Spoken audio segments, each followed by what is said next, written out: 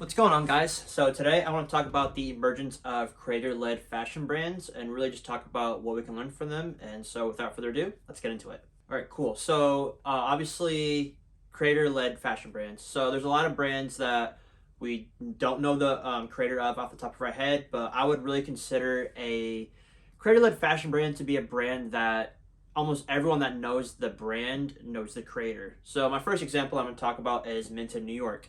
And just about anyone that's familiar with Minted New York is probably familiar with the brand owner Marcus Milione. I don't know if I pronounced that right.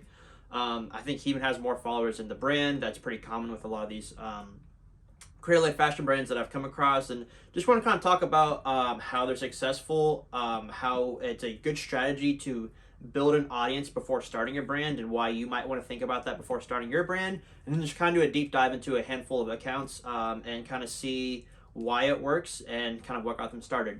So starting off with Minted New York, we can take a look at the brand owner Marcus Milione.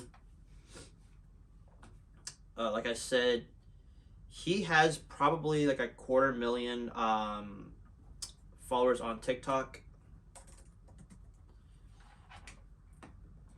And I know from the beginning he really started just focusing on fashion and like running lifestyle advice. And so that's kind of how he built his initial audience until he started this brand. Of course, the brand is really focused around running and performance and things of that nature. So he made a really good, like almost product market fit. He first made himself an authoritative figure by talking about all these things. I'm sure he's got some of these in here where he talks about like preparing for a marathon or just like ways to tone your body, like things like that. So by doing all this content in that space, he kind of made himself a big public figure with that. And then we started a brand that kind of coincided with that, that was immediately appealing to those customers. Right off the bat, he was able to be successful with the brand and has scaled it and continue to scale it to what it is today, a pretty successful brand that I'm sure is doing several million a year. They just did their second collab with Saucony. You can see from Instagram. They did a lot of jewelry. They do like a lot of different capsules for different like marathons and activities. A lot of, again, athletic wear, as well as some like higher end like nice $300-400 jackets and nice pants. So it's kind of got the duality of the athletic side and like the upper like luxury but still somewhat affordable side. So yeah, I think that's a really good case to look at, and just a really good example of why creating your audience first and then selling to them second, starting that brand after you built that audience, is very important. So I'll take a look at another brand. Let's look at Every Other Thursday, who is founded by Ethan Glenn. Yeah, founded by this guy named Ethan Glenn. And again, there's a common theme here that a lot of these people blew up on TikTok first. Obviously, TikTok's much easier to blow up for virality versus like Instagram. You still can, of course, and people do. But again, he was another person that I believe he blew up mostly off of just like lifestyle stuff. His brand Every Other Thursday is based around more like quiet luxury, just nice staple pieces. And there's a lot of brands like this. I'm sure you've seen other brands that are similar to this, but he's been able to really capture his audience again through TikTok. He's got 400,000 followers almost. And again, just similar playbook. He started off by doing all the lifestyle content, just talking about himself, like all these kind of like aesthetic photos and like, I don't know, mood boards and like just all that kind of content. And then he started the brand that kind of catered to that specific audience. So he kind of already had that form going for him. And then, yeah, he built the brand and has again scaled this, and I'm sure is doing pretty successful as well. So yeah, two good examples right off the bat of just like building that audience in a specific niche.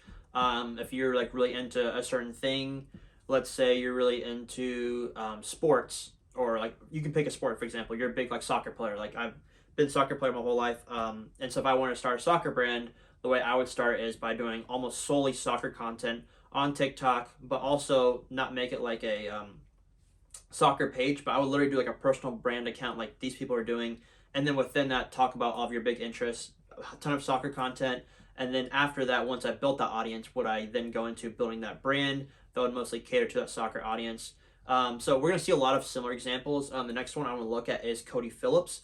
Now this one is a little different because he didn't really like blow up like off TikTok or like Instagram or anything like that. I think this is a good example of a brand that also like the brand itself is his name. So by Cody Phillips, his name is Cody Phillips. So I have a couple examples of that, but he's just a good example of like being founder led, being the forefront figure of his brand. So there's brands out there that like the creator themselves or the founder, isn't super involved in like the public image of it. But this is a perfect example of obviously, yes, his name is shared with the brand, but then again, he's very heavy at the forefront of all the content, constantly doing like videos and like pictures of himself with the clothes. And he's just been very consistent for the last like I think 8 or 9 years. He's been going at it. Started off with like one of ones into like more bulk manufacturing, so he didn't have to worry about constantly making these pieces himself.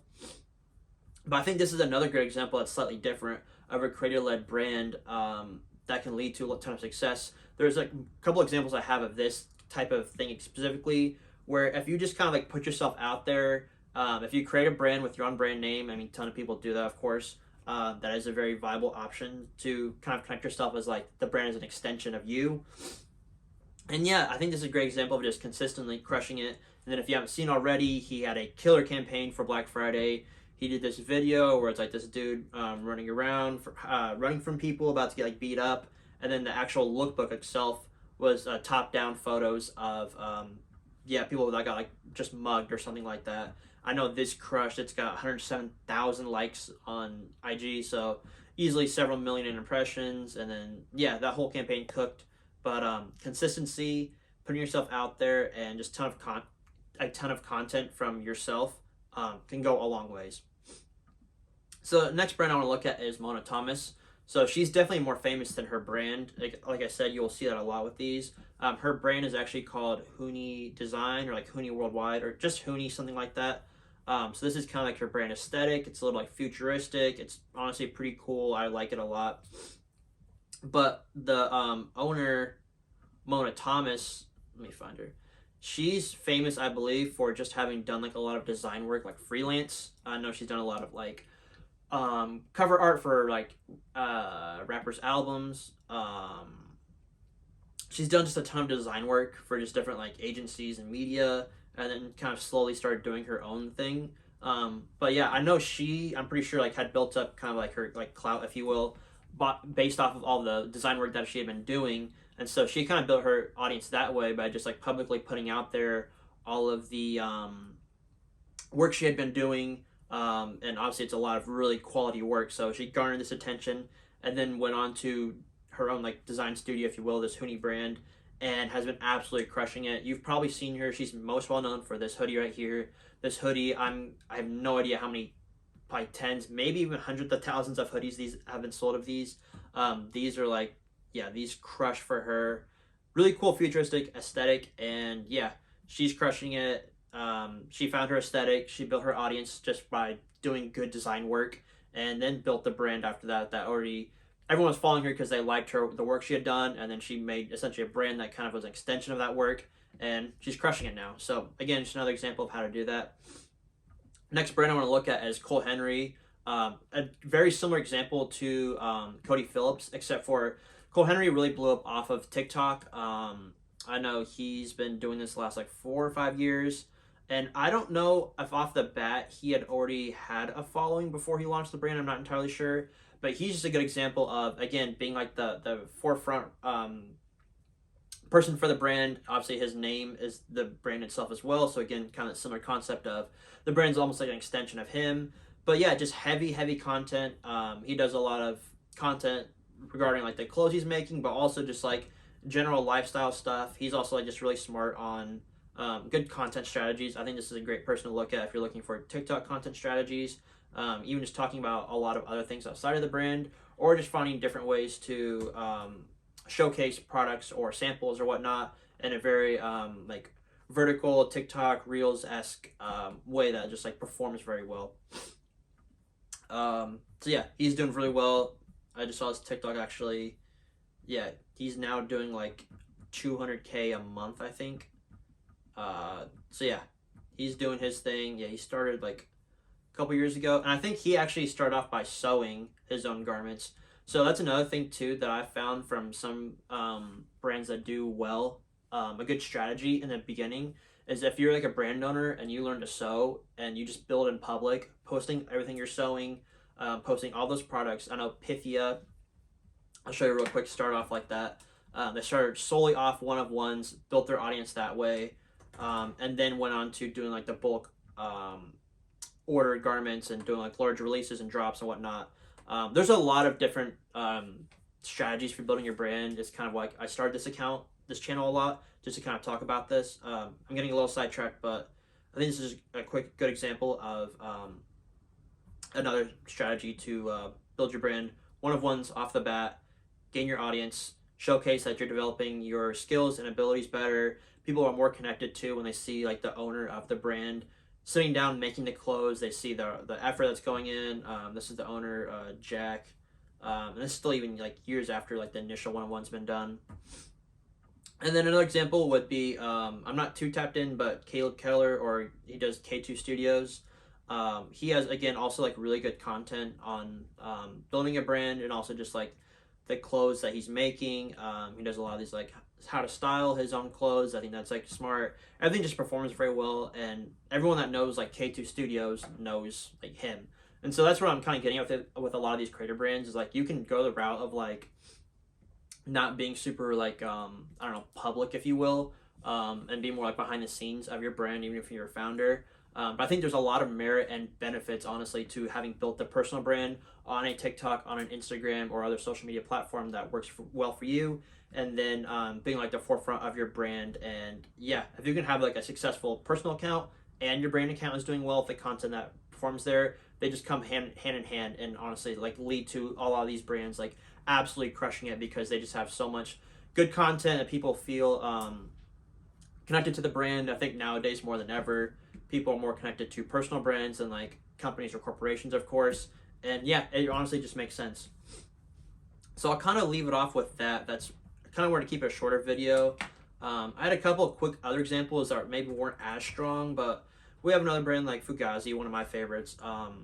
The founder, Trevor, you could argue this is another like creator-led brand because he's pretty popular and has been doing his thing. But then again, in the content itself, he's not really involved in like the actual like front of the media. He doesn't post a ton on like Reels, like a TikTok as much. But he still is like very, very involved, of course, and like very artistic, if you will, with the brand image and how he goes about that. Yeah, that's honestly mostly what I had. I had noted down like holiday brand too, Advisory by Keith, I forget his last name, another upcoming TikTok brand, if you will, Sweet Hat Company by Clayton Goff. Yeah, there's a lot of brands coming up that are more like creator-led. Even my own brand, Apologetic Letters, I'm trying to make it more of a creator-led brand, although I don't think I've done a great job of that, as a lot of the people on my Instagram aren't like familiar with me, and I'm not like, yeah, not really trying to blow up on social as much as I should be. That's partially why I started this YouTube channel, as well as trying to hit TikTok harder, really just trying to blow up my personal brand, as well as get that to feed into my brand Apologetic Letters. So yeah, it's really all I had for you guys today. Again, just really want to hammer home the point of building your audience before you go to release that product or whatever it is. Even if it's not like fashion, it can be whatever it is. I think it's important for you to just build your own personal brand and whatever it is that like interests you or matters to you. It can literally be anything. I would take a look at some of these different pages I showed you for like content strategies to kind of blow up in that niche, but really just like build a following and whatever it is that you either like, whatever you want to be known for, but also just like what interests you, and then worry later about like what it is like you want to sell if you don't like have an idea of what you want to do with that. So yeah, again, it's just much easier to build that audience and then go to sell versus the opposite. I learned the hard way by just launching my clothing brand without having any like real like social following. I relied heavily on just like good content, but also just like a lot of paid media. And especially nowadays, it's changed even since then. Organic media, man, is just like everything, organic content. And if you can crush it on there, build your audience and cater to them with something that is like already appeals to them and obviously is like authentic to you, then like that's how you're gonna crush and build a successful business. So yeah, that's all I've got for you guys today. Drop a like, comment, subscribe. Would appreciate any feedback. If you want to see more of these type of videos or what kind of content you want to see, just let me know and I will make sure to check that out. So yeah, until next time, thank you guys. Bye.